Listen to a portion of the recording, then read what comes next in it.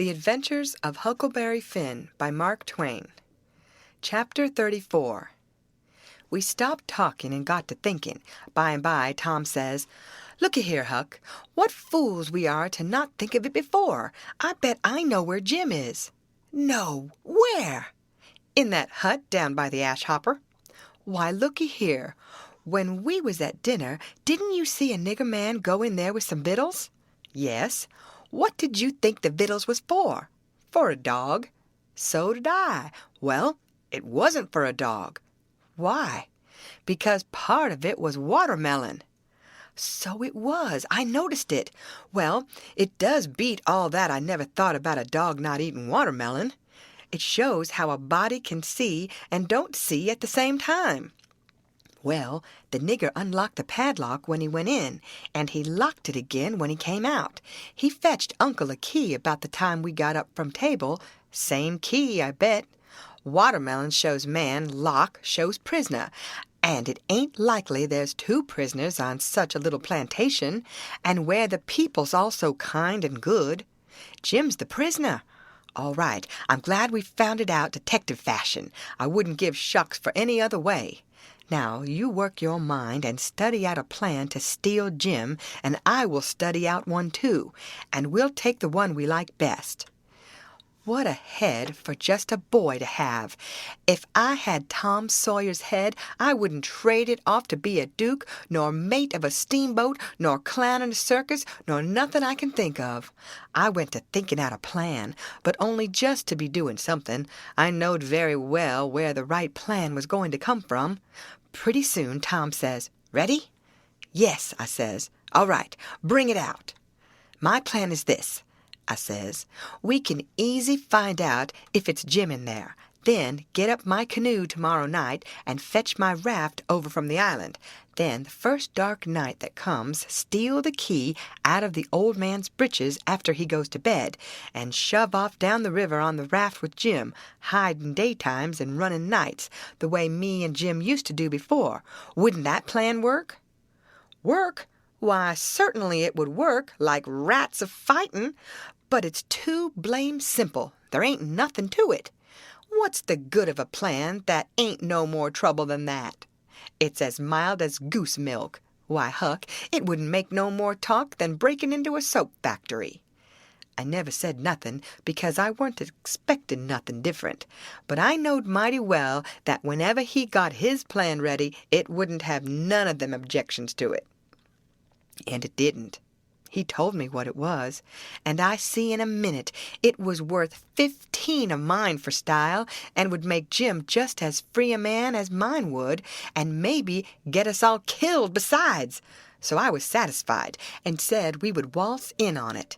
I needn't tell what it was here, because I knowed it wouldn't stay the way it was. I knowed he would be changing it around every which way as we went along, and heaving in new bullinesses wherever he got a chance. And that is what he done. Well, one thing was dead sure, and that was that Tom Sawyer was in earnest, and was actually going to help steal that nigger out of slavery. That was the thing that was too many for me. Here was a boy that was respectable and well brung up, and had a character to lose, and folks at home that had characters, and he was bright and not leather-headed, and knowing and not ignorant, and not mean but kind. And yet here he was, without any more pride or rightness or feeling than to stoop to this business and make himself ashamed and his family ashamed before everybody. I couldn't understand it no way at all. It was outrageous, and I knowed I ought to just up and tell him so, and so be his true friend, and let him quit the thing right where he was and save himself. And I did start to tell him, but he shut me up and says, "Don't you reckon I know what I'm about? Don't I generally know what I'm about?" "Yes." "Didn't I say I was going to help steal the nigger?" "Yes." "Well, then." That's all he said, and that's all I said. It weren't no use to say any more, because when he said he'd do a thing, he always done it. But I couldn't make out how he was willing to go into this thing, so I just let it go and never bothered no more about it. If he was bound to have it so, I couldn't help it. When we got home, the house was all dark and still, so we went on down to the hut by the ash hopper for to examine it. We went through the yard so as to see what the hounds would do. They knowed us, and didn't make no more noise than country dogs is always doing when anything comes by in the night. When we got to the cabin, we took a look at the front and the two sides, and on the side I weren't acquainted with, which was the north side, we found a square window hole up tolerable high, with just one stout board nailed across it. I says, "Here's the ticket. This hole's big enough for Jim to get through if we wrench off the board." Tom says, "It's as simple as tit-tat-toe, 3 in a row, and as easy as playing hooky. I should hope we can find a way that's a little more complicated than that, Huck Finn." "Well, then," I says, "how'll it do to saw him out, the way I done before I was murdered that time?" "That's more like," he says. "It's real mysterious and troublesome and good," he says, "but I bet we can find a way that's twice as long. There ain't no hurry. Let's keep on looking around." Betwixt the hut and the fence on the backside was a lean-to that joined the hut at the eaves, and was made out of plank. It was as long as the hut, but narrow, only about 6 foot wide. The door to it was at the south end, and was padlocked. Tom, he went to the soap kettle and searched around, and fetched back the iron thing they lift the lid with. So he took it and prized out one of the staples.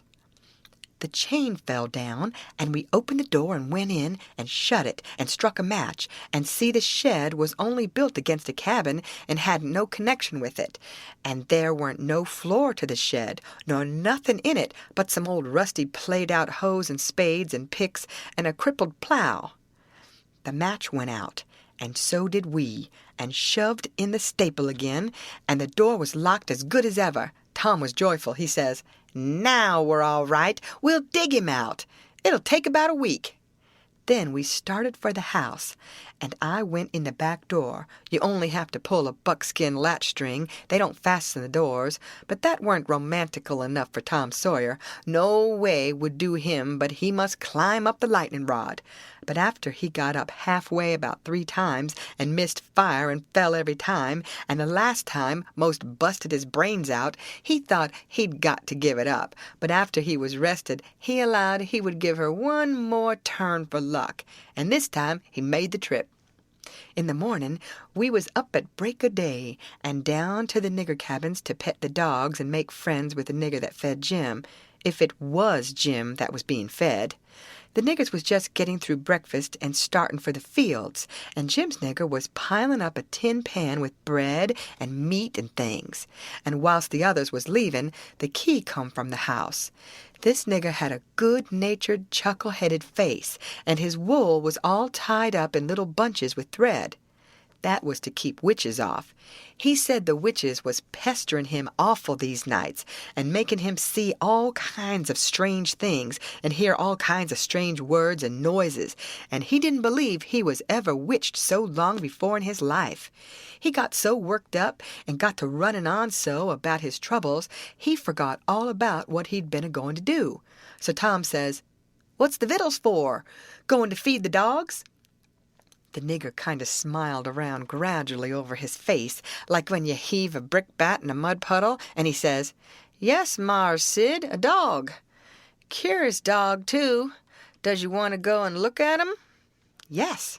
I hunched Tom and whispers, "You going right here in the daybreak? That weren't the plan."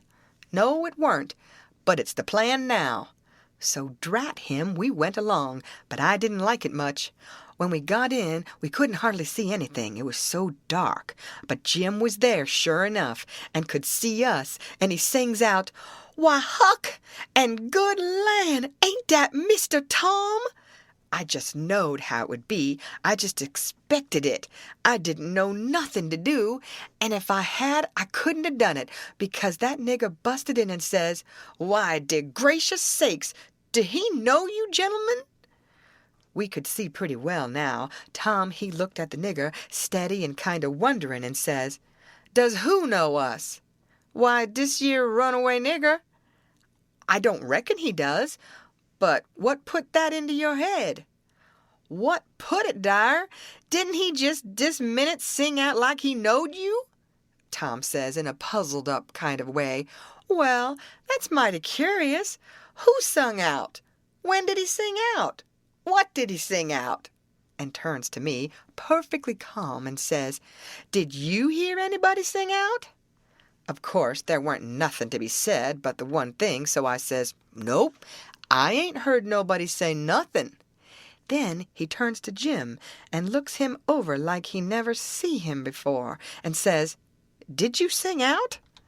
"No, sir," says Jim. "I hain't said nothing, sir." "Not a word?" "No, sir, I hain't said a word." "Did you ever see us before?" "No, sir, not as I knows on."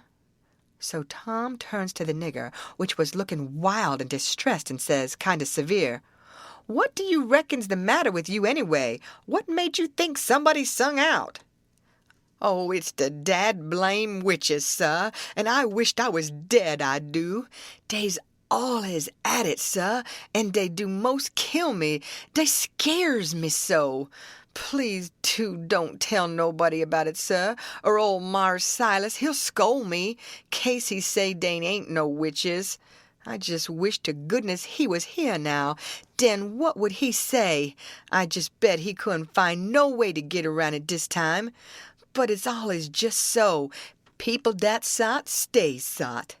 Dey won't look into nothing and find it out for deyselves, and when you find it out and tell 'em about it, dey don't believe you."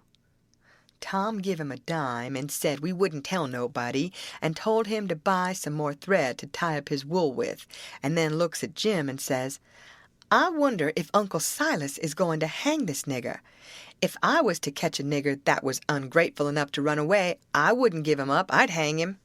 And whilst the nigger stepped to the door to look at the dime and bite it to see if it was good, he whispers to Jim and says, "Don't ever let on to know us, and if you hear any digging going on nights, it's us. We're going to set you free."